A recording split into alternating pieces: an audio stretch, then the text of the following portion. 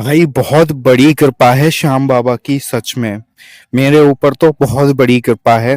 मेरे साथ इतने इतने चमत्कार हुए हैं कि मैं क्या क्या बताऊं। एक किस्सा बताता हूं मैं अपने साथ हुए श्याम बाबा के चमत्कार का। एक बार बाबा ने मेरा लाखों का कर्जा निपटाया और मुझे बड़ी ही अंदर से खुशी हुई जिस दिन मैंने अपना सारा कर्जा चुका के कर्जा मुक्त हो गया। मेरी अंदर से बड़ी इच्छा हुई कि मैं बाबा को धन्यवाद बोलने फिर से खाटू जाऊं। और ये तीव्र इच्छा इतनी ज्यादा हुई कि मैं बस अपना पैक पैक किया और अपने भाई को साथ में लिया और खाटू के लिए हम निकल पड़े। मैं दिल्ली पहुंच गया। हमारे यहाँ से दिल्ली 200 किलोमीटर है। 200 किलोमीटर का बस से सफर करके हम दिल्ली पहुंचे और रात के 8 बजे की हमारी ट्रेन थी। हम दिल्ली जंक्शन पर बैठे हुए थे।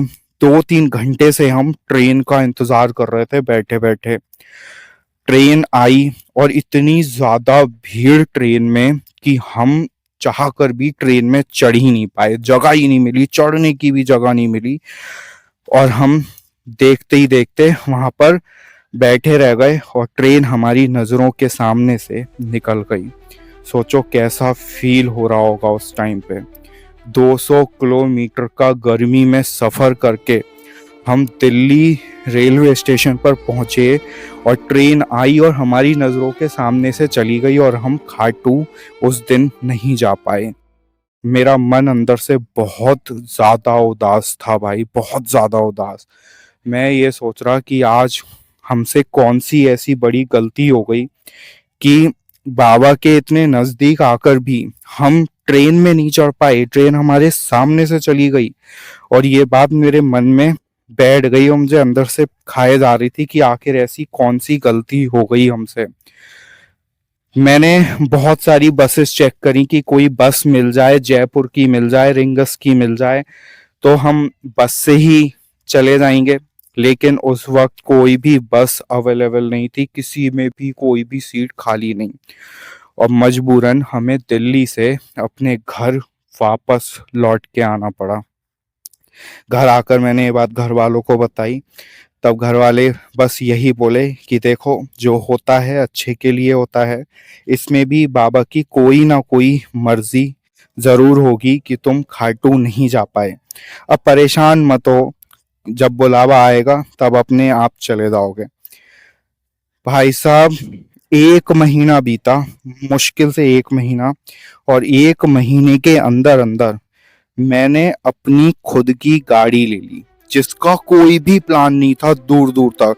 अगले 2-3 साल तक तो कोई बजट ही नहीं था कि मैं अपनी खुद की गाड़ी लूंगा। ऐसा मैंने सोचा भी नहीं था, बिल्कुल भी नहीं सोचा था। और भाई साहब, 1 महीने में मैंने अपनी खुद की गाड़ी ले ली और गाड़ी लेकर के 8 दिन में मैंने ड्राइविंग सीख ली। थोड़ी बहुत पहले मुझे आती थी और बाकी हाथ साफ अपनी गाड़ी पे 8 दिन में खूब अच्छे से कर लिया। और 8 दिन बाद ही हम लोग, मैं, मेरा भाई और मेरे भाई का दोस्त, हम तीनों खाटू श्याम जी के लिए निकल गए।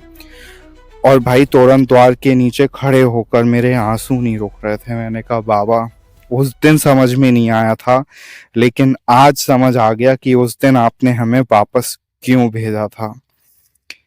आपको हमें अपनी खुद की गाड़ी से खाटू बुलाना था इस बार, इसलिए आपने हमें ट्रेन में चढ़ने ही नहीं दिया।